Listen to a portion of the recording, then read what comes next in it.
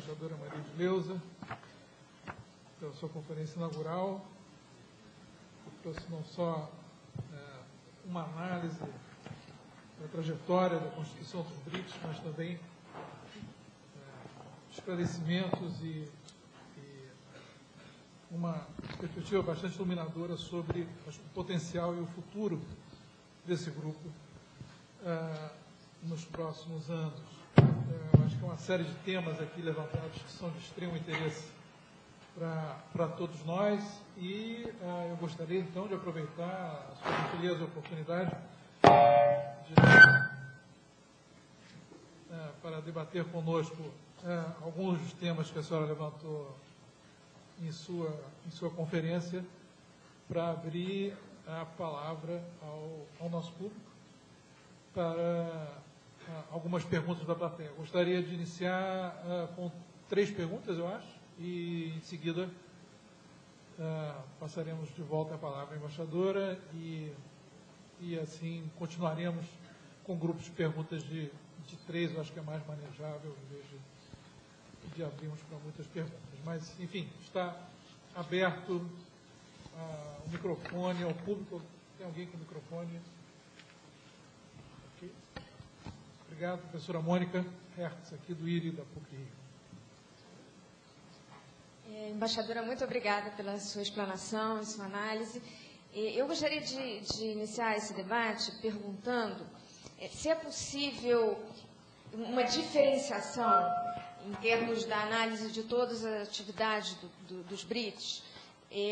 Por um lado, há todo um movimento, claro, de cooperação em diferentes áreas e de aproximação entre essas sociedades e esses governos, e há uma agenda internacional de natureza redistributiva, tanto do ponto de vista econômico, quanto do ponto de vista das relações de poder no sistema internacional.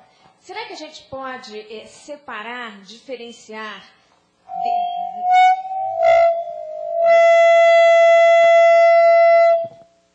no contexto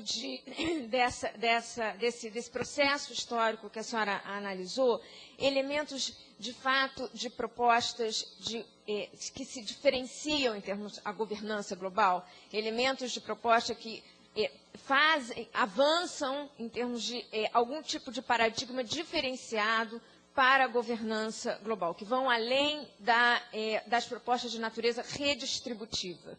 Essa seria a minha primeira pergunta. A segunda pergunta seria em relação a um conjunto de países que não fazem parte do grupo BRICS. A senhora mencionou a necessidade de interlocução com outros atores, organizações e estados, e eu faria referência específica, se a senhora pudesse mencionar, a situação do México e da Indonésia.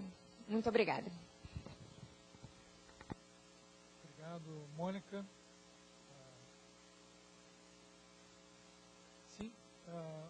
Nosso colega da China, sim, por favor.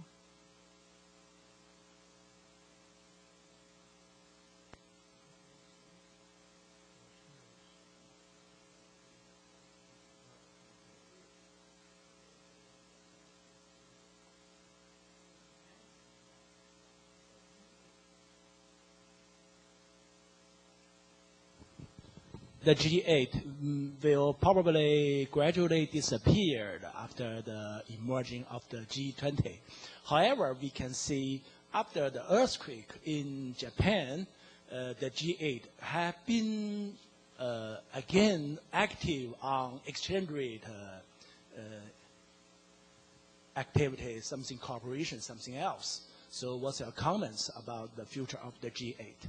And the second question is, I'm also fully agree with you about the BRICS should be do something practical, something like just you mentioned that the G20 have strongly promoted the indicative guidelines proposals. So what do you think the BRICS can put forward in terms of global governance? Thank you. Thank you. Professor,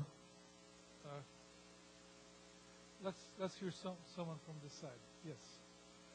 Okay.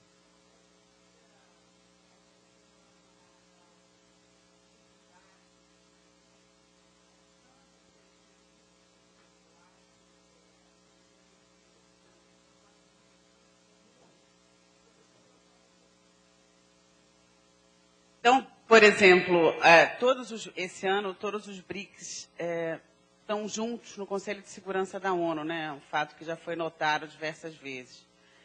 Mas, apesar de a declaração de Sânia ter feito menção à posição comum desses países de não apoio, na verdade, de abstenção, no caso da intervenção na Líbia, posteriormente aconteceram fatos graves dentro dessa intervenção, por exemplo, como um ataque que matou o filho do Gaddafi, que estava fora do mandato do próprio Conselho de Segurança, e os países dos BRICS, ou do IBAS, ou desses grupos, não se pronunciaram em público, coletivamente, sobre isso no âmbito do Conselho de Segurança.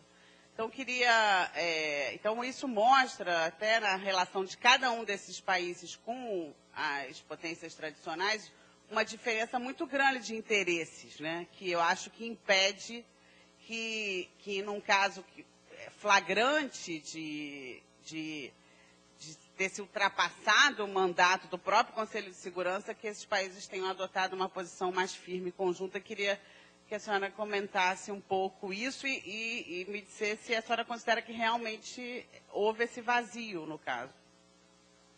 Seu nome, por favor? Meu nome é Cláudia Antunes, eu sou jornalista. Obrigado.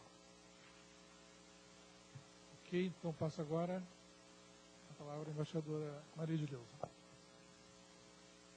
Muito bem, talvez eu não responda necessariamente na ordem em que as perguntas foram feitas, mas tentarei...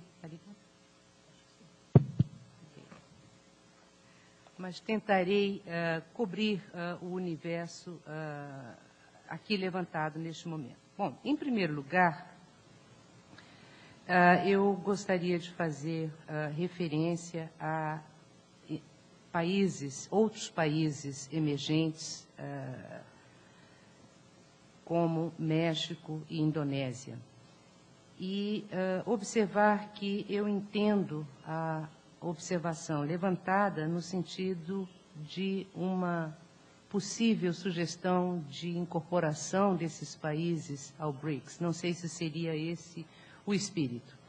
O que eu gostaria sobre o tema da ampliação, ou da participação, ou da interlocução com esses países, eu gostaria de dizer que tem havido, especialmente por parte da China, nas nossas reuniões negociadoras, interesse em ampliar o BRICS, especialmente incorporar o México. México e Indonésia já são convidados para todas as nossas reuniões de coordenação no âmbito do G20. A coordenação com esses países, dois grandes atores, é relevante, é importante, enfim, e amplia a massa crítica de força, né, em benefício das nossas posições. No entanto, não se considera, no momento, uma incorporação mais formal desses países ao BRICS. O BRICS pensa em, antes, trabalhar na consolidação de uma agenda própria, antes de abrir-se a novas incorporações. E é importante que assim seja, porque se nós precisamos considerar nesse universo de ampliação vários fatores. Primeiro, o custo político de você incorporar